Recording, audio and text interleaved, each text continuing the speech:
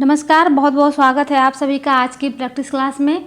आज की यह प्रैक्टिस क्लास कल के प्रैक्टिस क्लास का सेकंड पार्ट है। तो आज का पहला प्रश्न है, इनमें से कौन सी रचना तुलसीदास की नहीं है? नहीं बताना है। तो विकल्प में है रामचरितमानस, कवितावली, गीतावली और साकेत। तो ये बहुत ईजी सा प्रश्न है। इसका सही उत्तर हो जाएगा विकल्प 4, साकेत जो है तुलसीदास की रचना नहीं बल्कि यह महाराष्ट्र कवि मैथिली शरण गुप्त की रचना है। साकेत महाकाव्य की साकेत जो है इसकी गणना महाकाव्य में होती है। तुलसीदास की अन्य रचनाओं में है दोहावली, गीतावली, पार्वती मंगल, विनय पत्रिका। ये सभी जो रचनाएं हैं तुलसीदास की हैं। अगला प्रश्न है, इनमें से कौन सा जोड़ा सही है? तो विकल्प देखते हैं पहले। महादेवी वर्मा निहार, मैथिली शरण गुप्त कामायनी, पंत तोड़ती पत्थर, निराला साकेत। तो इनमें से कौन सा जोड़ा सही है? सही बताना है। तो महादेवी वर्मा जो है निहार की रचना की हैं। पहला विकल्प इसका सही उत्तर हो जाएगा। निहार की रचना किसने की है? महादेवी वर्मा ने। कामायनी जो है यह जयशंकर प्रसाद की रचना है। तोड़ती पत्थर जो है यह निराला जी की रचना है। और साकेत अभी हमने बताया ऊपर वाले प्रश्न में, मैथिली शरण गुप्त की रचना है यह साकेत। चलिए अगला प्रश्न देखते हैं, इनमें से कौन सा जोड़ा सही है? वही जोड़ा वाला प्रश्न है। तो विकल्प में है प्रिय प्रवास हरिऔध, सांध्य गीत प्रसाद, आंसू निराला, साकेत तुलसीदास। तो इसका सही उत्तर हो जाएगा विकल्प पहला, प्रिय प्रवास जो है अयोध्या सिंह उपाध्याय हरिऔध की रचना है। यही वाला विकल्प सही उत्तर हो जाएगा, क्योंकि सांध्य गीत जो है यह महादेवी की रचना है, महादेवी वर्मा की सांध्य गीत। और आंसू जो है जयशंकर प्रसाद की रचना है। और साकेत जो है मैथिली शरण गुप्त की रचना है। अगला प्रश्न है, महाकवि भूषण की रचना है। तो कौन सी रचना महाकवि भूषण की है? तो विकल्प में है रेणुका, चितंबरा, दीपशिखा या फिर छत्रसाल दशक। तो छत्रसाल दशक महाकवि भूषण की रचना है। विकल्प 4 इसका सही उत्तर हो जाएगा। इनके अन्य प्रमुख ग्रंथों में है शिवराज भूषण, शिवा बावनी, भूषण उल्लास, दूषण उल्लास। ये सभी रचनाएं जो हैं महाकवि भूषण की हैं। रेणुका जो है यह रचना जो है रेणुका यह रामधारी सिंह दिनकर की है। चितंबरा सुमित्रानंदन पंत की रचना है। और दीपशिखा जो है महादेवी वर्मा की रचना है। चितंबरा पे कौन सा पुरस्कार मिला है? अगला प्रश्न है, भरत मुनि ने रस सूत्र का विवेचन अपने किस ग्रंथ में किया है? भरत मुनि ने। तो विकल्प में है नाट्य दर्पण, नाट्य शास्त्र, हृदय दर्पण, उपर्युक्त में से कोई नहीं। तो भरत मुनि ने प्रसिद्ध रस सूत्र का विवेचन जो है अपने ग्रंथ नाट्य शास्त्र में किया है। विकल्प दूसरा इसका सही उत्तर हो जाएगा नाट्य शास्त्र। नाट्य शास्त्र को पंचम वेद भी कहा जाता है। इस ग्रंथ में भरत मुनि ने 10 गुण, 10 दोष तथा 4 अलंकारों का उल्लेख किए हैं। अगला प्रश्न है, अनुभावों के कितने भेद होते हैं? अनुभावों के बताना है। तो विकल्प में है 2, 3, 4 या फिर 6। भरत मुनि के नाट्य शास्त्र में अनुभावों के 4 भेद बताए गए हैं। विकल्प तीसरा इसका सही उत्तर हो जाएगा 4 भेद, कायिक, वाचिक, आहार्य और मानसिक। 4 भेद हैं। संचारी भावों की संख्या 33 मानी गई है। और स्थायी भावों की संख्या 8। और विभाव जो हैं 2 हैं, आलंबन विभाव और उद्दीपन विभाव। आलंबन विभाव के भी 2 भेद हैं, आश्रयालंबन, विषयालंबन।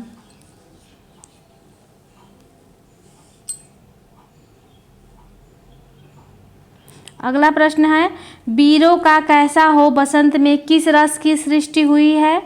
तो विकल्प में है वीर रस, श्रृंगार रस, अद्भुत रस या फिर बीभत्स रस।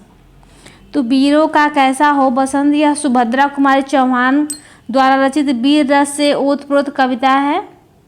विकल्प पहला इसका सही उत्तर हो जाएगा। सुभद्रा कुमारी चौहान की यह कविता है। इस कविता में युद्ध क्षेत्र में वीर की व्याख्या की गई है। अगला प्रश्न है, दुख ही जीवन की कथा रही, क्या कहूँ आज जो नहीं कही, उपर्युक्त पंक्ति में कौन सा रस है? तो विकल्प में है करुण रस, श्रृंगार रस, अद्भुत रस या फिर बीभत्स रस।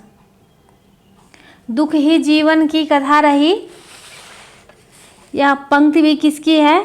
तो उपर्युक्त पंक्ति जो है सूर्यकांत त्रिपाठी निराला जी द्वारा रचित है। सरोज स्मृति से ली गई है यह कविता। इसमें जो है करुण रस है, पहला ही विकल्प इसका सही उत्तर हो जाएगा। सरोज स्मृति कविता से ली गई है। सरोज जो है निराला जी की पुत्री थी। अगला प्रश्न है, मेरे तो गिरधर गोपाल दूसरा न कोई, जाके सिर मोर मुकुट मेरो पति सोई, उपरोक्त पंक्ति में कौन सा रस है? तो विकल्प में है श्रृंगार, हास्य, कृष्ण या फिर शांत। कृष्ण कोई रस नहीं होता है। तो इसका सही उत्तर हो जाएगा श्रृंगार रस। पहला विकल्प इसका सही उत्तर हो जाएगा श्रृंगार रस।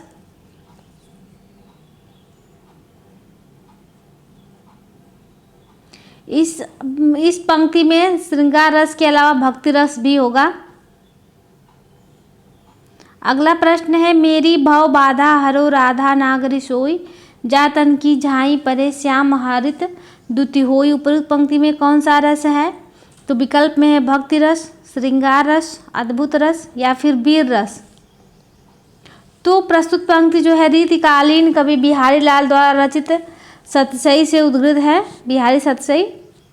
इस पंक्तियों में भक्ति रस की व्याख्या है। पहला विकल्प इसका सही उत्तर हो जाएगा। अगला प्रश्न है, निम्न में कौन मात्रिक छंद है? विकल्प में है दोहा, चौपाई, रोला, ये सभी। तो मात्रिक छंद बताना है। तो दोहा, चौपाई, रोला सभी जो है मात्रिक छंद है। तो चौथा विकल्प इसका सही उत्तर हो जाएगा। जिन छंदों में मात्राओं की संख्या निश्चित होती है उसे मात्रिक छंद कहते हैं। अगला प्रश्न है, छंद शास्त्र के प्रणेता आचार्य माने जाते हैं। तो कौन है? पतंजलि, पिंगल, पाणिनि या फिर मनु। तो छंद शास्त्र के प्रणेता आचार्य पिंगल मुनि हैं। विकल्प दूसरा इसका सही उत्तर हो जाएगा पिंगल। पाणिनि ने जो है अष्टाध्यायी की रचना की है। पाणिनि महोदय ने अष्टाध्यायी की रचना किए हैं। और पतंजलि जो हैं, पतंजलि ने महाभाष्य नामक ग्रंथ की रचना की थी। अगला प्रश्न है, मंगल भवन अमंगल हारी, द्रवहु सुदशरथ अजिर बिहारी। इस पंक्ति में किस छंद का प्रयोग हुआ है? तो विकल्प में है दोहा, चौपाई, सोरठा या फिर सवैया। तो प्रस्तुत पंक्ति में जो है चौपाई छंद है। विकल्प दूसरा इसका सही उत्तर हो जाएगा चौपाई छंद। चौपाई एक सममात्रिक छंद है। इसके प्रत्येक चरण में जो है 16 मात्राएं होती हैं चौपाई में।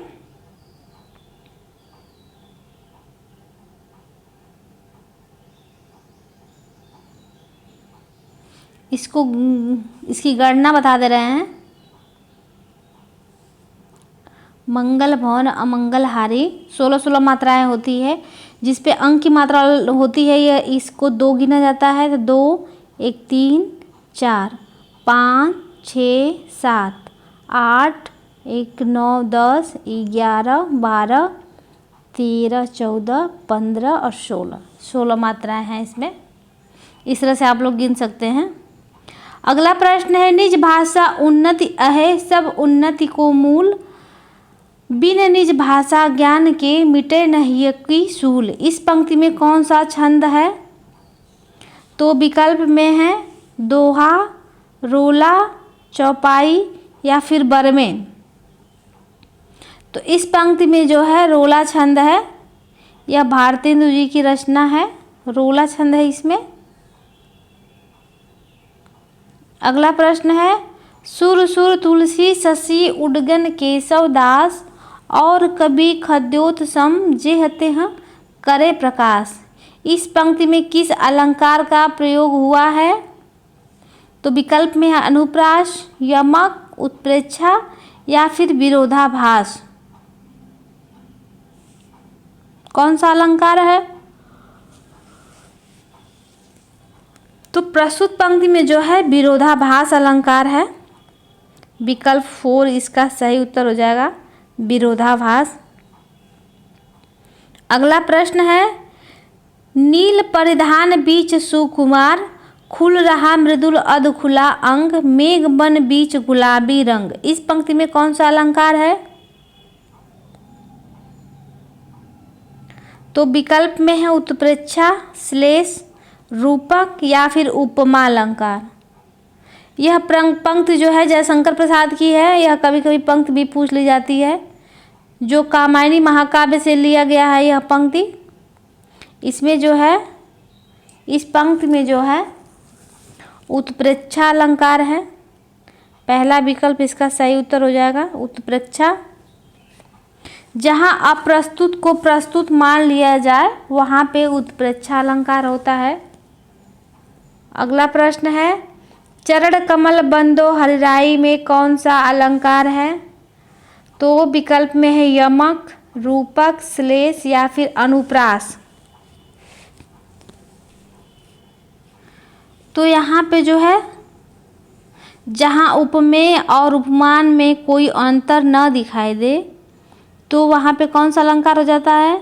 रूपक अलंकार हो जाता है। तो दूसरा विकल्प इसका सही उत्तर हो जाएगा, रूपक अलंकार। अगला प्रश्न है बिहार की राजधानी पटना किस बिहारी बोली क्षेत्र में स्थित है?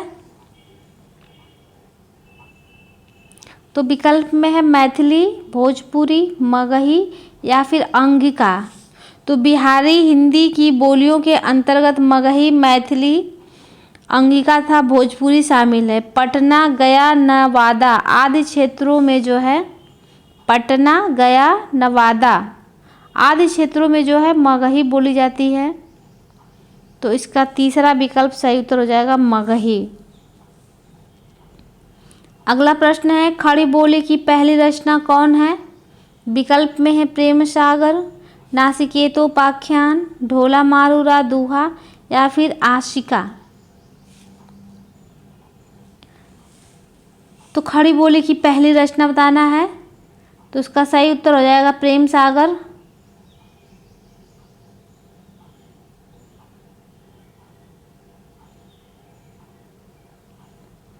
पहला विकल्प इसका सही उत्तर हो जाएगा प्रेम सागर। अगला प्रश्न है पश्चिमी हिंदी के अंतर्गत कौन सी बोली नहीं आती है? चलिए इसका विकल्प देखते हैं।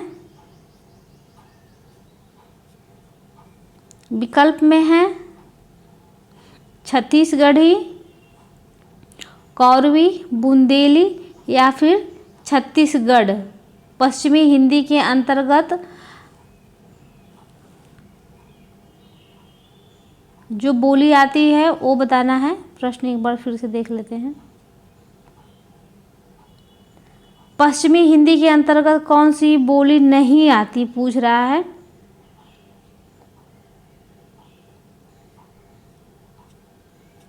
विकल्प में है छत्तीसगढ़ी, कौरवी, बुंदेली और छत्तीसगढ़।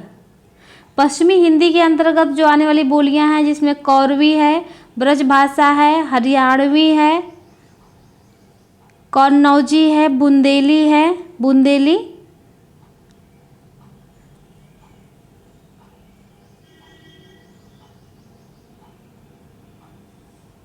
तो इसका दूसरा विकल्प सही उत्तर हो जाएगा।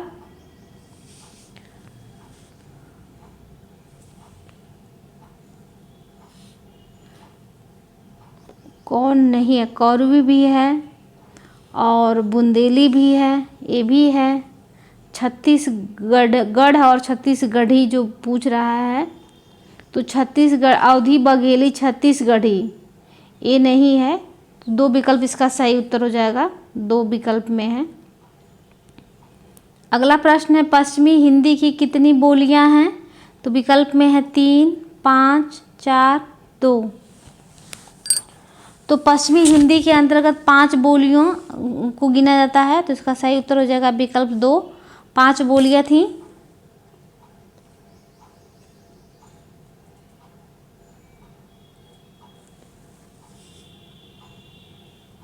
अगला प्रश्न है बनाफरी किसकी उपबोली है? बनाफरी, तो विकल्प में है बुंदेली, छत्तीसगढ़ी, बघेली या फिर कन्नौजी। तो बनाफरी जो है बुंदेली की उपबोली है। इसके अलावा पावरी, लोधांती, निमट्ठा आदि ये सब बोलियां जो हैं बुंदेली की उपबोलियां हैं। तो पहला विकल्प इसका सही उत्तर हो जाएगा बुंदेली। अगला प्रश्न है सिंधी भाषा का संबंध किससे है? विकल्प में है पैसाची, ब्राचड़, मगही या फिर सौरसेनी। तो सिंधी भाषा का संबंध ब्राचड़ अपभ्रंश से है। विकल्प दूसरा इसका सही उत्तर हो जाएगा ब्राचड़। मगही जो है मागधी अपभ्रंश से संबंधित है। पश्चिमी हिंदी, राजस्थानी, गुजराती ये सब सौरसेनी भाषा के अंतर्गत आती हैं अपभ्रंश के। अगला प्रश्न है हिंदी किस परिवार की भाषा है? तो विकल्प में है सामी, हामी, भारोपी, काकेसी या फिर पापुई। तो हिंदी जो है भारोपीय, भारत प्लस यूरोप परिवार की भाषा है, भारोपीय परिवार की। तो विकल्प दूसरा इसका सही उत्तर हो जाएगा। अगला प्रश्न है कौरवी भाषा का उदय किस से हुआ है? पश्चिमी हिंदी से, राजस्थानी हिंदी से, पूर्वी हिंदी से या फिर बिहारी हिंदी से। तो कौरवी या खड़ी बोली का उदय जो है पश्चिमी हिंदी से हुआ है। पहला विकल्प इसका सही उत्तर हो जाएगा पश्चिमी हिंदी। पश्चिमी हिंदी के अंतर्गत हरियाणवी, बुंदेली, कन्नौजी ये सभी भाषाएं आती हैं। अगला प्रश्न है निम्नलिखित में से कौन देशज शब्द है? तो विकल्प में है जूता, कीमत, हैजा या फिर देहात। जूता जो है देशज शब्द है। पहला विकल्प इसका सही उत्तर हो जाएगा जूता। अगला प्रश्न है दशानन निम्नलिखित में से कौन सा शब्द है? विकल्प में है रूढ़, योग रूढ़, यौगिक या इनमें से कोई नहीं। तो दशानन जो है योग रूढ़ शब्द है। वे शब्द जो यौगिक तो होते हैं परंतु एक विशेष अर्थ के लिए रूढ़ हो जाते हैं, योग रूढ़ शब्द कहते हैं उन्हें। अर्थात जब यौगिक शब्द जब अपने सामान्य अर्थ को छोड़कर विशेष अर्थ बताने लगे तब वे योग रूढ़ कहलाते हैं। तो विकल्प जो है दूसरा इसका सही उत्तर हो जाएगा। अगला प्रश्न है निम्नलिखित में से कौन मूर्धन्य ध्वनि नहीं है? मूर्धन्य, तो विकल्प में है ट, ठ, ढ, ढ। तो मूर्धन्य ध्वनि नहीं बताना है।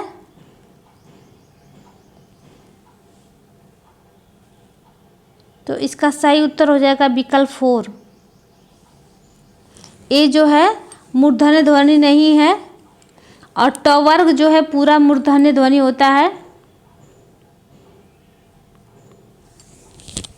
अगला प्रश्न है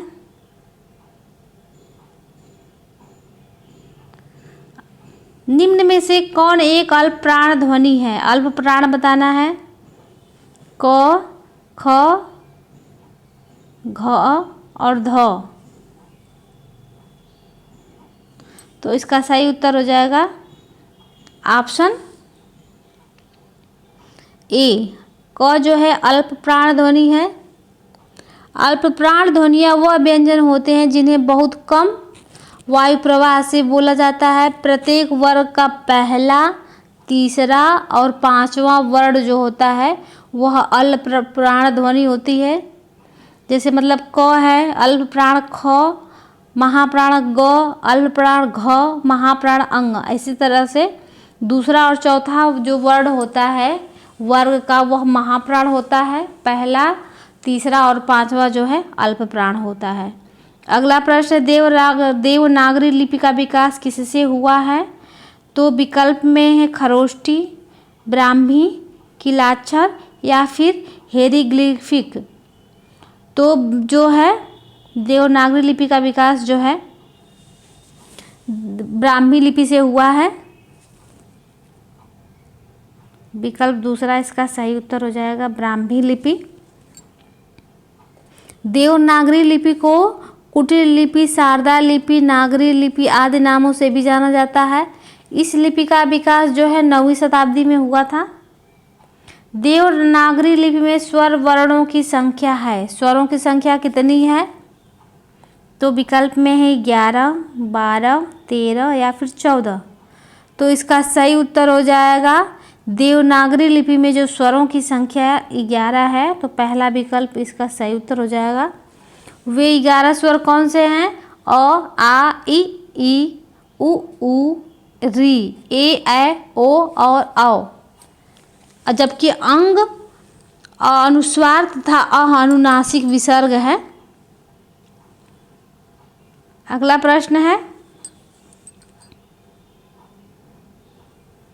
इस पे मैंने एक विस्तार से वीडियो बनाया है वर्णमाला पे, जिसको पढ़ना हो जाके देख सकता है, पूरा विधिवत बताया मैंने। अगला प्रश्न है, देवनागरी लिपि मूलतः क्या है? वर्णात्मक है, अक्षरात्मक है, चित्रात्मक है या फिर प्रतीकात्मक है? तो देवनागरी लिपि जो है यह एक वैज्ञानिक लिपि है।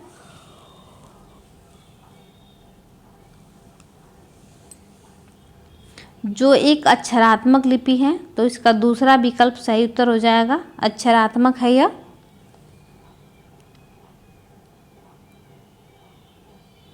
इसके प्रत्येक अक्षर उच्चारित होते हैं। अगला प्रश्न है,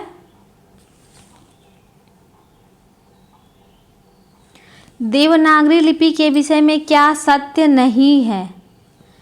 पूरा विकल्प दिखाते हैं छोटा करके। तो यह दाएं से बाएं लिखी जाती है, इसकी उत्पत्ति नागर ब्राह्मणों से मानी जाती है, यह वर्णनात्मक लिपि है, इसमें शिरोरेखा का प्रयोग किया जाता है। देवनागरी लिपि के विषय में क्या सत्य नहीं है?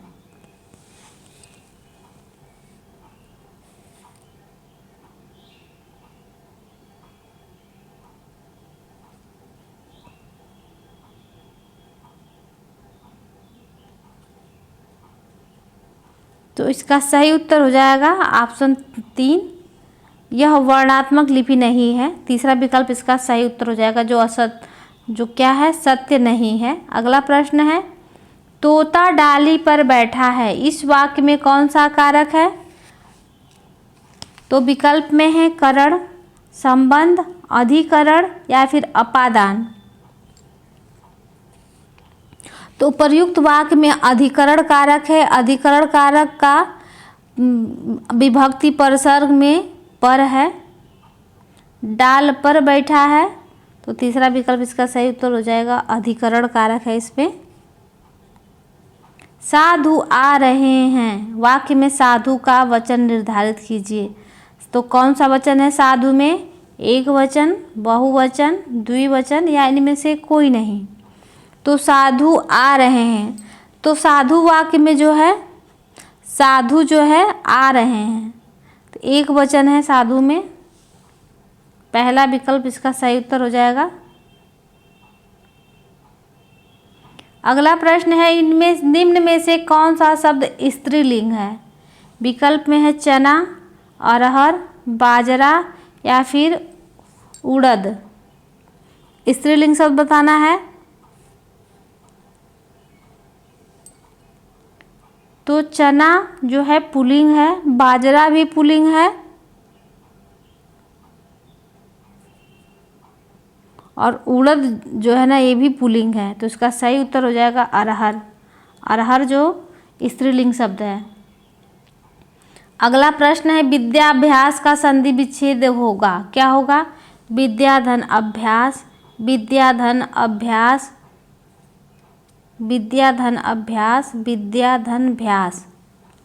तीनों तो विकल्प एक ही दे दिया गया है इसमें।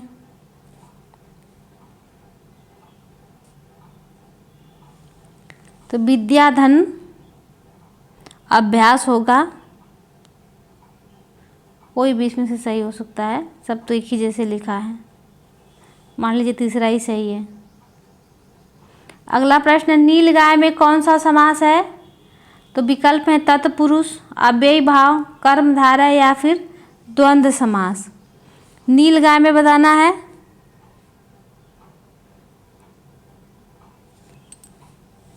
तो नील गाय में जो है कर्मधारय समास होगा। तीसरा विकल्प इसका सही उत्तर हो जाएगा, नील गाय। जिस समास का प्रथम पद विशेषण तथा दूसरा पद विशेष्य होता है वहाँ पे कर्मधारय समास होता है। अगला प्रश्न है त्रिभुवन शब्द में कौन सा समास है? त्रिभुवन। तो विकल्प में है षष्ठी तत्पुरुष, द्विगु समास, द्वंद्व समास या फिर कर्मधारय समास। त्रिभुज में बताना है। तो त्रिभुज में जो है द्विगु समास होगा।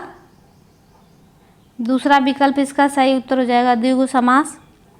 जिस समास का पहला पद संख्यावाचक और अंतिम पद संज्ञा हो उसे द्विगु समास कहते हैं। अगला प्रश्न है अपने हाथ से स्वयं काम करो, वाक्य में शुद्ध रूप क्या होगा? तो विकल्प में है अपना काम स्वयं करो, अपने से अपना काम करो, स्वयं से काम करो या अपने से अपना काम करो, हाथ से अपना काम करो। तो इसका सही उत्तर हो जाएगा अपने हाथ से स्वयं काम करो। कहने का मतलब है अपना काम स्वयं करो। पहला विकल्प इसका सही उत्तर हो जाएगा, अपना काम स्वयं करो। अपने हाथ से स्वयं काम करो वाक्य का शुद्ध रूप होगा, अपना काम स्वयं करो। अगला प्रश्न है रामेण शब्द रूप में कौन सी विभक्ति है? रामेण शब्द में तो प्रथमा, द्वितीया, तृतीया या फिर पंचमी। तो रामेण शब्द रूप में तृतीया विभक्ति है। तीसरा विकल्प इसका सही उत्तर हो जाएगा, तृतीया विभक्ति। अगला प्रश्न है बादल का पर्यायवाची शब्द नहीं है। तो विकल्प में अभ्र, जीमूत, वारिद या फिर मरकट। बादल का पर्यायवाची शब्द नहीं बताना है। तो मरकट जो है बादल का पर्यायवाची नहीं बल्कि बंदर का पर्यायवाची है, मरकट। विकल्प 4 इसका सही उत्तर हो जाएगा।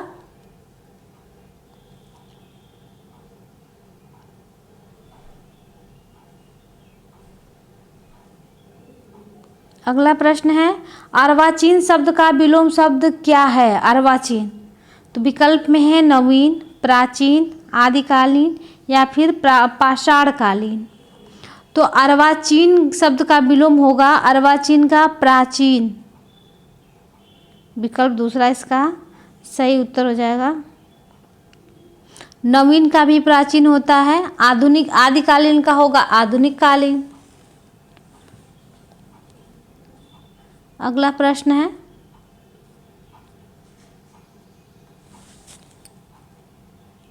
आकृति शब्द का समभिन्नार्थक क्या होगा? विकल्प में है बनावट, वस्त्र, चित्र या फिर समरूप। आकृति का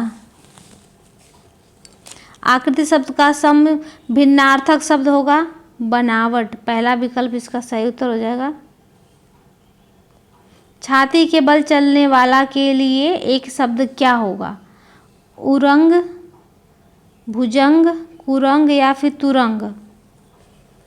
जो छाती के बल चलने वाले के लिए एक शब्द होगा उरग।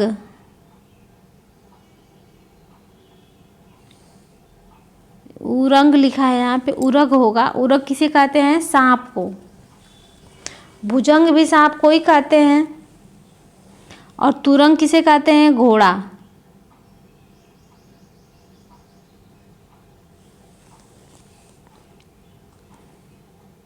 अगला प्रश्न है बरस पड़ना मुहावरे का सही अर्थ है क्या है? अत्यधिक क्रोधित होना, वर्षा का होना, प्रेम करना या फिर सम्मान देना। तो बरस पड़ना मुहावरे का सही अर्थ होगा अत्यधिक क्रोधित होना। पहला विकल्प इसका सही उत्तर हो जाएगा, क्रोधित होना। प्रेम करना का होगा सम्मान करना या आदर करना। वर्षा होना का अचानक लाभ होना। सिर ऊंचा करना का होगा सम्मान देना। अगला प्रश्न है छठी का दूध याद आना का सही अर्थ होगा बुरा हाल होना, पराजित होना, बचपन की याद करना या फिर भूख लगना। तो छठी का दूध याद होने मुहावरे का सही अर्थ होगा बुरा हाल होना। पहला विकल्प इसका सही उत्तर हो जाएगा। मालविकाग्निमित्रम नाटक के लेखक का नाम बताना है। तो विकल्प में है कालिदास, भवभूति, भास या फिर भारवी। संस्कृत के प्रसिद्ध नाटककार कालिदास ने मालविकाग्निमित्रम नामक नाटक की रचना की थी, कालिदास जी ने। तो इसका सही उत्तर हो जाएगा विकल्प ए, कालिदास। इनके द्वारा रचित अन्य ग्रंथों में है अभिज्ञान शाकुंतलम, मेघदूतम, विक्रमोर्वशीयम, रघुवंशम, ऋतुसंहारम और कुमार संभवम। ये सभी कालिदास की रचनाएं हैं। अगला प्रश्न है इनमें से कौन सी रचना कालिदास की नहीं है? तो विकल्प में है अभिज्ञान शाकुंतलम, मालविकाग्निमित्रम, विक्रमोर्वशीयम या फिर प्रतिमा नाटकम। तो अभी हमने बता दिया है कालिदास की सभी रचनाओं को। तो कौन सी रचना कालिदास की नहीं है ये बताना है। तो इसका सही उत्तर हो जाएगा विकल्प 4, प्रतिमा नाटकम। प्रतिमा नाटकम जो है कालिदास की नहीं बल्कि भास द्वारा रचित यह रचना है। भास द्वारा रचित अन्य ग्रंथों के नाम बता दे रहे हैं स्वप्न, वासवदत्ता, बालचरित्र, दूत, घटोत्कच। ये सभी रचनाएं जो हैं भास की है। अगला प्रश्न है मालती माधव रचना के लेखक का नाम बताना है या किसकी रचना है मालती माधव। तो विकल्प में है भवभूति, कालिदास, भास या फिर श्रीहर्ष। तो मालती माधव के रचनाकार भवभूति जी हैं। पहला विकल्प इसका सही उत्तर हो जाएगा भवभूति। इनकी अन्य रचना है महावीर चरितम, उत्तर रामचरितम। इनमें से कौन सी रचना भारवी की है? तो विकल्प में है विज्ञान शाकुंतलम, रघुवंश महाकाव्यम, 10 कुमार चरितम या फिर किरातार्जुनीयम। तो किरातार्जुनीयम जो है महाकवि भारवी की रचना है, किरातार्जुनीयम। विकल्प 4 इसका सही उत्तर हो जाएगा। अगला प्रश्न है शिशुपाल वध के लेखक का नाम बताइए। यह किसकी रचना है शिशुपाल वध? तो यह महाकवि माघ की रचना है। पहला विकल्प इसका सही उत्तर हो जाएगा। अगला प्रश्न है इनमें से कौन सी रचना दंडी की है? तो विकल्प में 10 कुमार चरितम, शिवराज विजय, मेघदूत या फिर हर्षचरित। तो 10 कुमार चरितम की रचना दंडी ने की है। पहला विकल्प इसका सही उत्तर हो जाएगा 10 कुमार चरितम। अगला प्रश्न है नैषधीय चरितम रचना के लेखक का नाम बताइए। नैषधीय चरितम।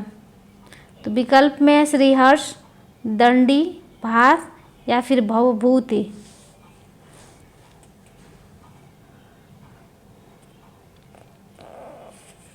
तो नैषधीय चरितम के लेखक श्रीहर्ष हैं।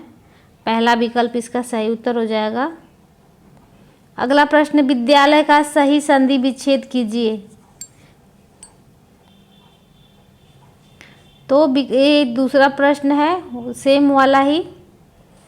तो विद्याधन आलय जो है सही उत्तर हो जाएगा इसका पहला विकल्प। विद्यालय का सही संधि विच्छेद करना है विद्याधन आलय।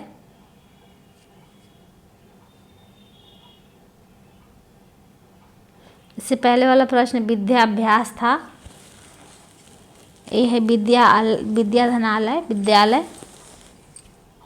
अगला प्रश्न है महोत्सव शब्द में कौन सी संधि है? विकल्प में है दीर्घ, गुण, यड़ या फिर वृद्धि। तो महोत्सव में जो संधि बताना है तो महाधन उत्सव। अब तो आप लोग जान गए होंगे कि कौन सी संधि है इसमें, महाधन उत्सव। इसमें जो है गुण संधि है। विकल्प दूसरा इसका सही उत्तर हो जाएगा गुण संधि। सच्चित शब्द में कौन सी संधि है? विकल्प में है वृद्धि, गुण, यड़ या फिर इष्टित्व संधि। 115 नंबर का क्वेश्चन है।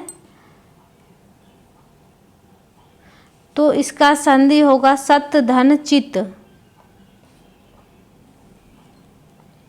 तो इसमें व्यंजन संधि होगा जो विकल्प नहीं दिया गया है।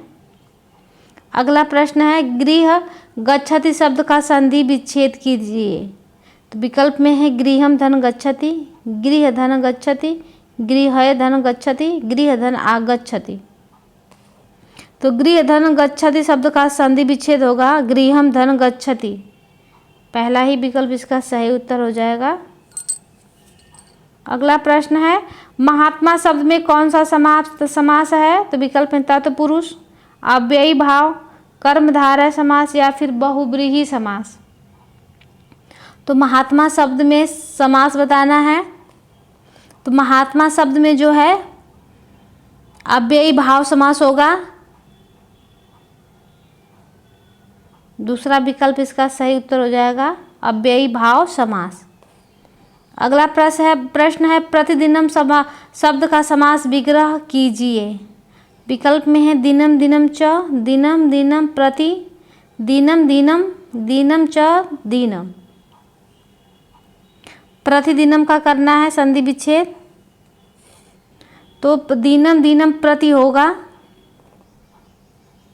विकल्प दूसरा इसका सही उत्तर हो जाएगा दिनम दिनम प्रति, प्रतिदिनम। अगला प्रश्न है सरिते शब्द में कौन सी विभक्ति है? सरिते। तो सरिते शब्द में जो है चतुर्थी विभक्ति होगी। विकल्प 4 इसका सही उत्तर हो जाएगा चतुर्थी विभक्ति। अगला प्रश्न है जगत शब्द रूप में कौन कौन सी विभक्ति है? जगत। विकल्प में एक वचन, द्विवचन, बहुवचन या सभी। सभी सही हैं। जगतः शब्द में जो है एक वचन होगा। पहला विकल्प इसका सही उत्तर हो जाएगा। अगला प्रश्न है तिष्ठति धातु रूप में कौन सा लकार है? तो विकल्प में है लट लकार, लोट लकार, लंग लकार या फिर विधिलिंग लकार। तिष्ठति धातु रूप में जो है लट लकार होगा। विकल्प पहला इसका सही उत्तर हो जाएगा लट लकार। अगला प्रश्न है अपीबत धातु रूप में कौन सा लकार है? तो विकल्प में है लंग लकार, लट लकार, लोट लकार या फिर लिट लकार। अपीबत। तो इसका सही उत्तर हो जाएगा लंग लकार।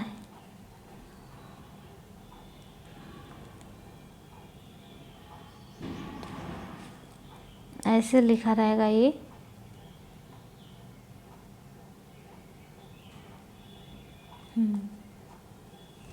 अगला प्रश्न है प्रजाभय स्वस्ति शब्द में कौन सा कारक है? विकल्प में है करण, संप्रदान, अपादान या फिर कर्ता। प्रजाभय स्वस्ति प्रजा के हित के लिए शब्द में जो है संप्रदान कारक होगा। विकल्प दूसरा इसका सही उत्तर हो जाएगा। अगला प्रश्न है सहयुक्ते प्रधाने में कौन सा कारक है? तो विकल्प में है कर्ता, कर्म, करण या फिर अपादान कारक। सहयुक्ते प्रधाने में करण कारक होगा। विकल्प तीसरा इसका सही उत्तर हो जाएगा करण कारक। अगला प्रश्न है अगला और यह लास्ट प्रश्न है रामः गृहं गच्छति शब्द का हिंदी अनुवाद करना है। तो राम घर जाता है, राम घर से जाता है, राम घर पर जाता है या फिर राम घर को जाता है। तो इसका सही उत्तर हो जाएगा रामः गृहं गच्छति का हिंदी अनुवाद होगा राम घर जाता है। पहला विकल्प इसका सही उत्तर हो जाएगा तो आज के लिए बस इतना ही, मिलते हैं नेक्स्ट वीडियो में। तब तक के लिए धन्यवाद। आप लोग मन लगा के पढ़ते रहिए।